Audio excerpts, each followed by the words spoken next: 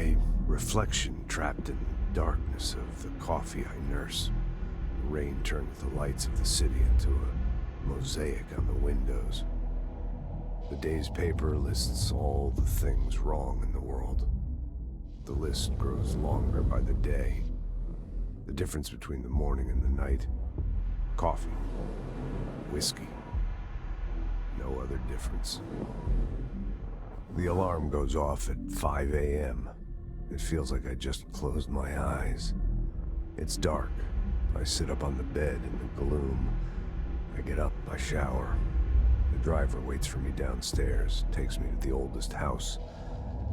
An old man stares at me in the car window. It's raining. It's dark. Late at night, he brings me back here. It's not a home, it's a room where I sleep in, waking up just as tired as I was before going to bed.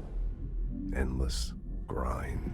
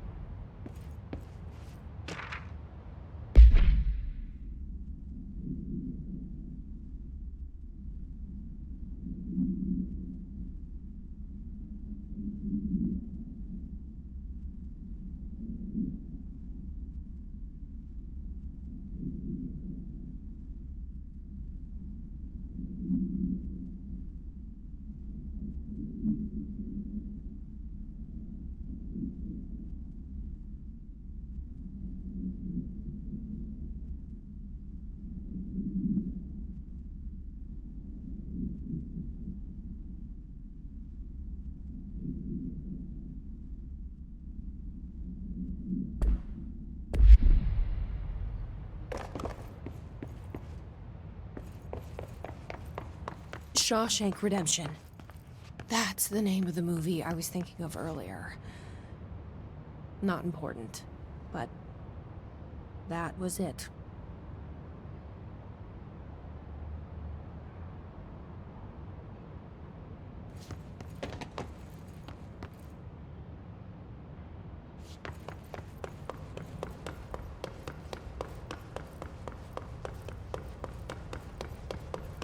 Even if it was a dream, I feel Darling reached out to me through the hotline. I have a feeling he and Trench won't be the only callers from the beyond.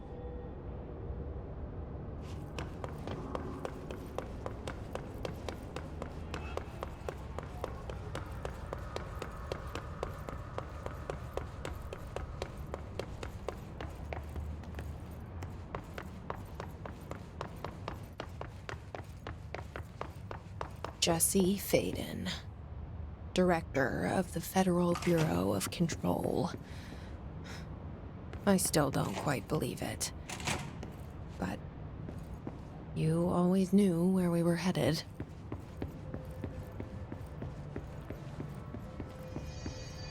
I've heard Pope was promoted. Head of research. What? Director's just handing out promotions? We gotta be methodical. Clean out every last hiss with one thorough sweep, room by room. But if there's a building shift that even one get behind our line, then... Fuck, this place is a pain in the ass sometimes. I heard you closed the hiss portal, or whatever it is we're calling it. And if we could just flush out the stragglers. So, what's next for Simon Arish? Well, first off, I'm banning all slide projectors. That's it. Seriously, though, we need to review our protocols. Research should not be making decisions that endanger the entire Bureau, fuck it, the entire fucking world, without some serious oversight. I think Pope would agree. Certain people in the Bureau have been working in the shadows for too long. And I'd like to make these HRAs part of the mandatory Bureau uniform. They're not stylish, but better safe than sorry. I don't think anyone will complain. Not after this. What are your thoughts on me serving as director?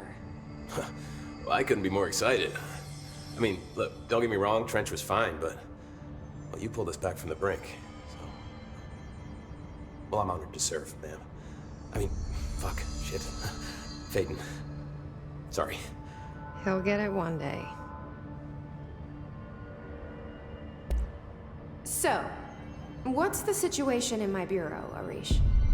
The situation is we are still up to our eyes in Hiss. Not to mention the months of repairs it's gonna take just to get this place up and running again. But is it doable? Of course it is. You just might need to tell some rangers to grab a wrench once they're done hunting Hiss. Did anyone ever mention to you that Darling was using the slide projector? Well, Salvador never did, but I doubt he even knew. Look, I'm well aware that it's our job to study and contain the things that we don't understand, but some of the things that Darling did were way outside of our mission statement. Look, these things are not toys, and acting like they are is only ever gonna end one way. At least Pope seems to understand that. Well, it's secure now. No one can reach it without my say-so. But thank Christ for that. Marshall's been missing for a while now. Any ideas where she could be? The last time I saw her was in maintenance when I was leading the Rangers out of the Atlas. Yeah, I told her it wasn't safe, but she said she had to go check on something. Did you ask where she was going? Whew. Marshall is not the kind of person you question. Kind of intimidating, you know? But, she was by herself, if that helps at all. Not really, but thanks. Hopefully she turns up. I'll see you later. You know where I'll be.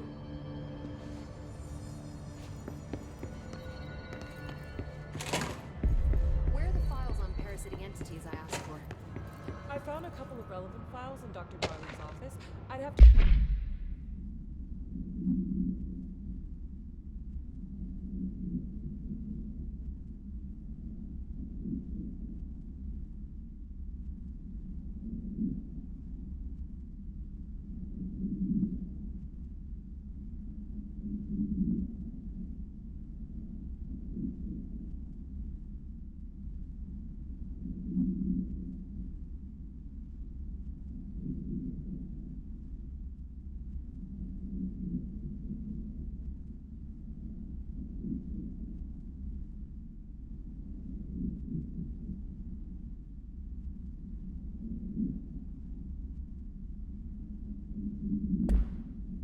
dig through the archives for the rest, but I'm not going to No. Jesse, good to see you. We've got Dylan situated in his containment cell like you asked. I've got medical staff running tests as we speak, and I'd be happy to walk you through the details later. Other than that, what's next? With the slide projector turned off, the hiss are shut out, but we're stuck with the ones already here. We can't lift the lockdown until they're all eradicated. If any hiss ever got out, that would be the end of everything. Well, eliminating them all will take time. Look, I'll do what I can on my end, but my research is progressing slower than I'd like. I think I can help with that. I am making you the head of research, effective immediately. I want you to use everything the Bureau has, every resource, every confidential scrap of data, and find a way to keep the hiss out for good. That's... really? I mean, yes, I can certainly... yes! Yes, I accept. You'll do great. Besides, I didn't really have anyone else lined up. I'm honored, Jesse, really. Thank you.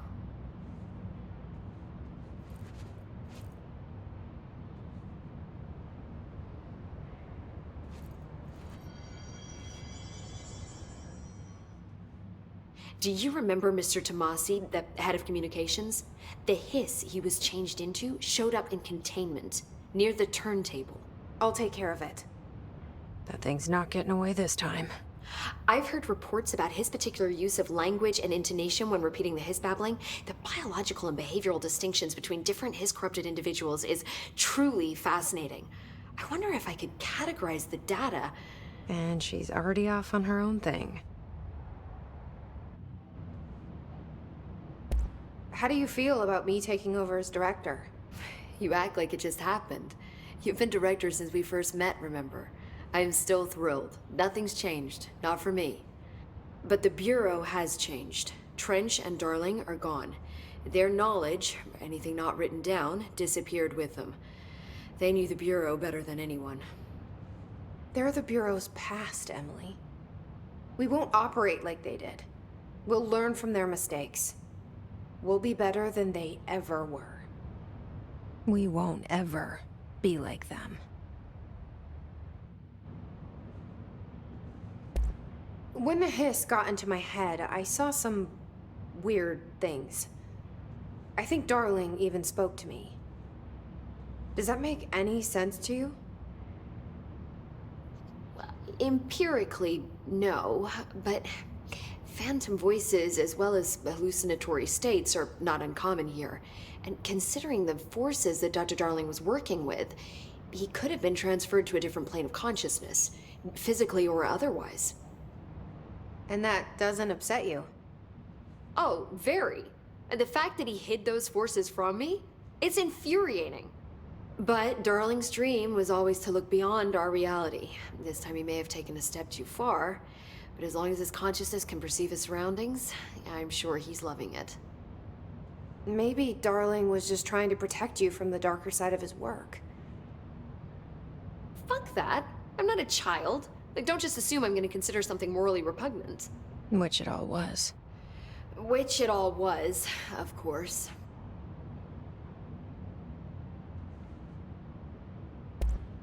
How was Dylan? The same. I can't detect any his activity, but his physiology has certainly been altered by it. And I can't tell if his brain activity is genuine or simply the aftermath of the hiss, like spasms. Dylan could wake up tomorrow for all I know. I really can't say. Then I just have to wait for him. That's fair. He waited a long time for me. Don't worry. We'll be monitoring him round the clock. If he wakes up, we'll be ready. I don't mean that in a hostile way, just... well, you know. I hear you. My brother isn't exactly popular around here. I hope one day he'll have the chance to change that. So, there was a moment after Hedron died that I couldn't feel my powers. The hiss got into my head. Just for a moment. So that explains the HRA outage. Before we knew what was happening, the hiss had us. They were in my head. I saw terrible things. I mean, I was about to go under forever when the hiss was pushed back. The HRAs had come back on. Dylan vanished afterwards, and we fought off the hiss that came after him. So if Hedron's death knocked out the HRAs, that means there must be a new local source for them to relay, which I'm guessing must be... me. You. Hedron is dead, assuming that word even applies to a resonant-based life form. But whatever it awakened in you, the power you call Polaris, is still active. Or at least, that's what my instruments are telling me. I don't think we're ever gonna understand all of this. And I'm okay with that. I'm just glad you're here with me. That's good to know. Thanks, Emily.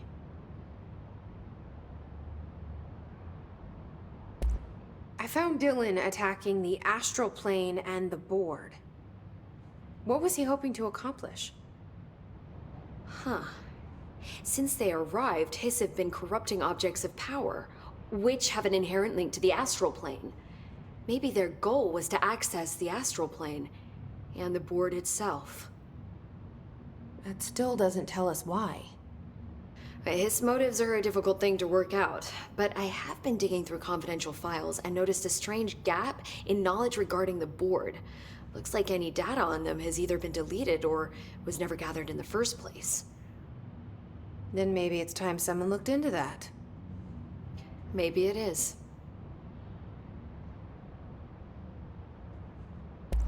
Well, I've got a bureau to run. See you soon. Yes, ma'am, Director Fayden.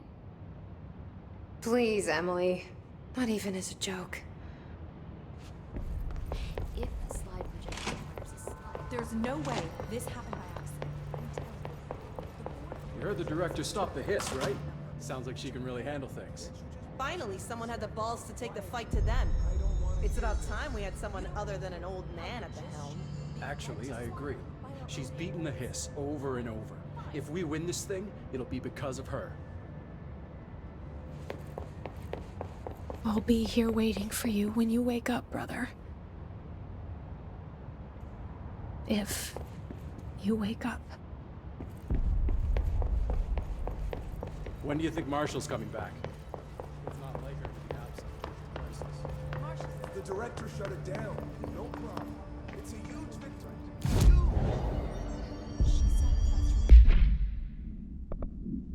What are you talking about? I've told you 100 times to stop with your conspiracy horseshit.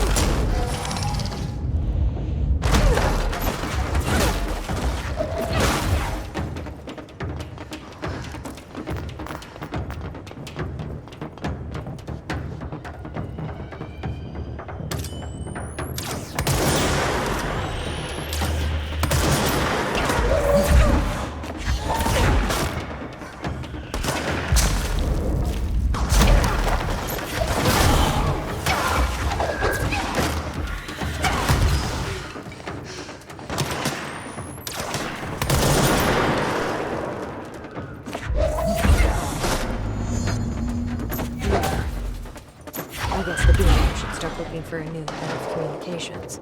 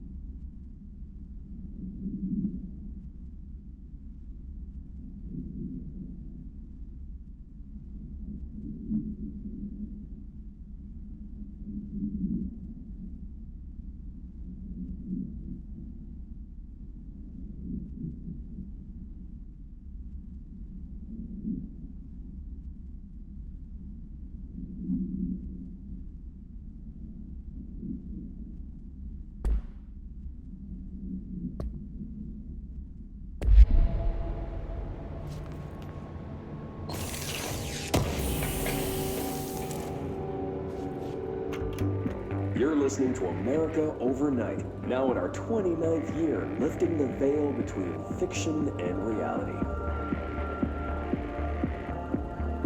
Thank you for staying up with us. I've been getting a lot of calls about this meteor in Sterling, Colorado. There were reports of a large spherical container that crash landed in a field outside town. Some government people reportedly took it away. Now, we happen to broadcast from Colorado, and Sterling isn't far. I drove down myself to check it out with members of the America Overnight team. I don't need to tell you, it wasn't long before we found pieces of metal debris scattered in a field. Listeners, this is yet another instance of an unidentified flying object, or UFO, entering our airspace and crashing.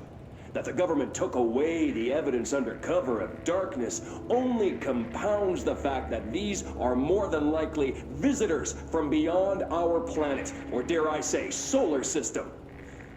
Head on over to our website to see pictures of the spacecraft pieces we uncovered. And while you're doing that, our sponsors would like your ear. America Overnight will be right back.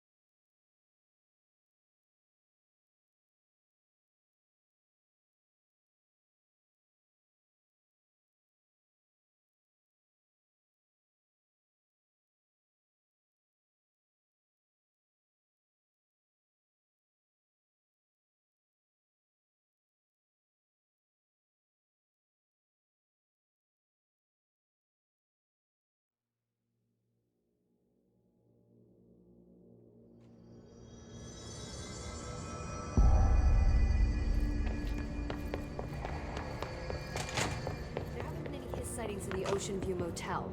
Could survivors... I took care of the Tomasi problem. Sorry, I forget he was a coworker. Don't apologize. That wasn't the real Tomasi. He died when the hiss got him. You're right. I just didn't want to be insensitive. Sentimentality is a weakness in situations like these, Jesse. That's Bureau 101.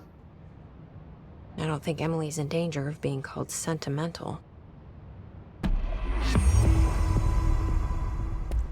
Well, I've got a bureau to run. See you soon. Yes, ma'am, Director Feyden. Please, Emily. Not even as a joke. I found a couple of